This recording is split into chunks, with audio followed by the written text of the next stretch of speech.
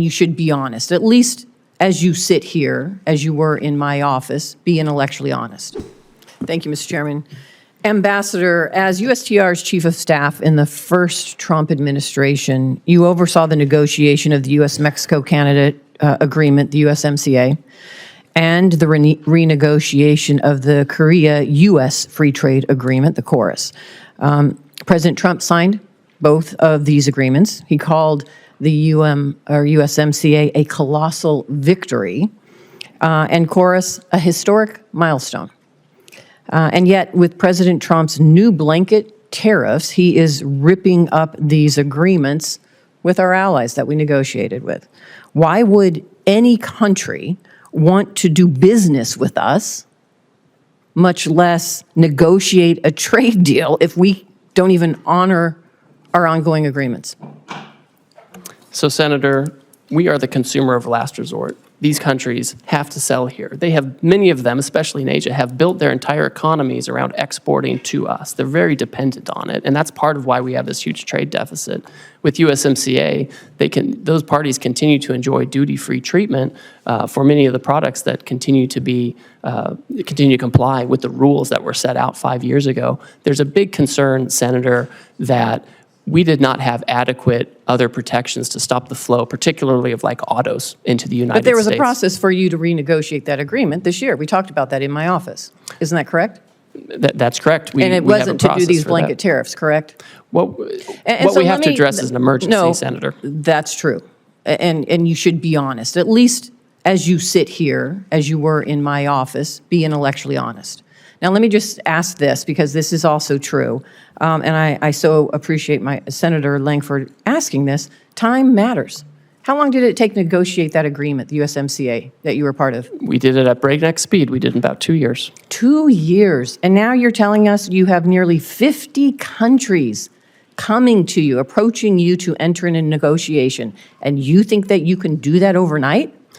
India. Man, you're pretty superhuman here, if that's the case. So let's be realistic. That's all we're asking. Common sense and realism here, Ambassador, as you sit here before us.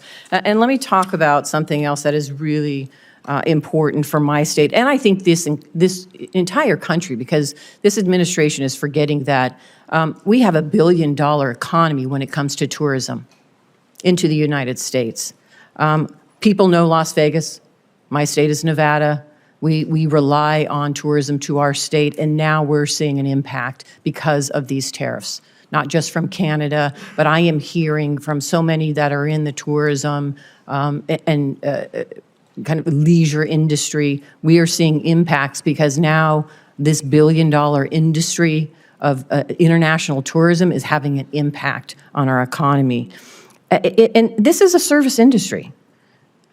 Let me just say this. I'm kind of offended by your testimony today that says we must accept self-inflicted economic pain, and I quote you by saying, to become an economy based on producing real goods and services. What does that mean? What does that mean to my service industry and every service industry across this country that relies on tourism and travel? That is the backbone, really, of part of our $1 billion economy. What do I tell them? That they just have to suck it up? That they're not really part of this real services? That you have another idea for the jobs that they should engage in? What do I tell them? Oh, Senator, of course those are real services. The whole, so what are you doing the whole about sentence, the impact what are you doing about the impact of international tourism and now these blanket tariffs having a negative impact? What are you doing to address that? The whole sentence, Senator, said that we need to get away from government spending as funding our economy and financialization, and we need to move to real goods and services, including the tourism you're talking about. So it's what are you doing to impact the important. negative impact of tourism right now?